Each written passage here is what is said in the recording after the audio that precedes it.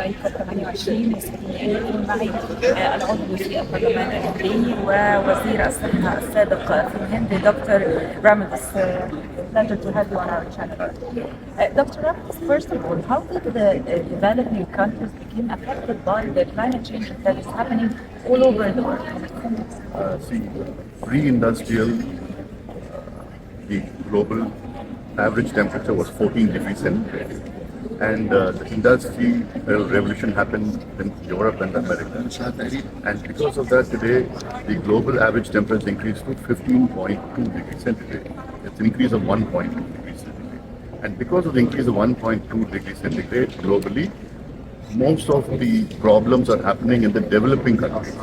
We don't have anything to do. I'm from India. And my country doesn't have anything to do with the global warming. But my country is affected the most. Developing countries and Africa, we didn't have any contribution in this climate change, and so we are waiting for financial funds and we're waiting for a solution from the developed countries. How do you see the developed countries can help the developing countries? See, that's the whole point for mitigation and adaptation. The polluters have to invest. And the polluters are America and Europe. Today, America pollutes 24% of the world's pollution from America. Europe's is 23% contribution. China is 13%. Russia is 7%. India's contribution only 33%. And per capita, we have a lot of population, but per capita is different. So the loss and damage committees where the countries have to invest, the polluters like the developed countries. And I think that on the first day of the COP28, I think they have come to an agreement. But that's not enough money which they said that they will invest for mitigation and adaptation. And again, we have other few island countries like Vanuatu, Maldives and all these. And they are going to be very, very vulnerable in the future. The developed countries, the polluters, the cause of this global warming, they don't invest.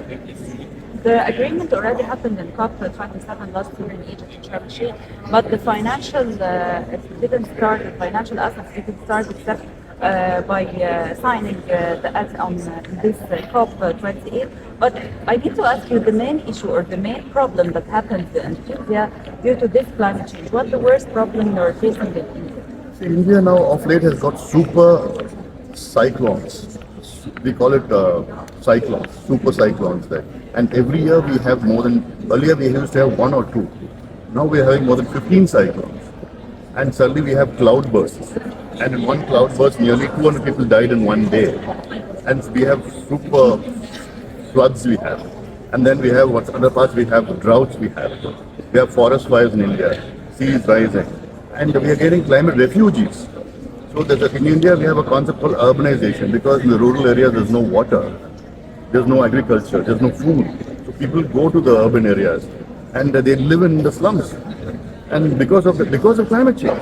And now we're having newer diseases coming up because of climate change. And the countries, the polluters, they have to pay for it. They have to invest in mitigation and adaptation, newer technologies against climate change. And that is what is needed, and that's why my participation here.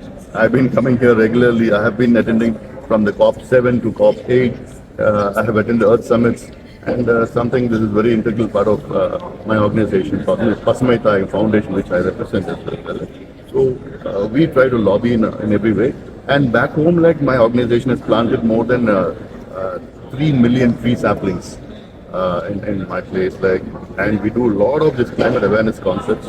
And unfortunately, India, without being a polluter, is being affected. Really, we hope all to find solution for this climate change that affected mostly the developing countries as a result of the industrial and developed countries. Thank you so much for this interview. Thank you very much.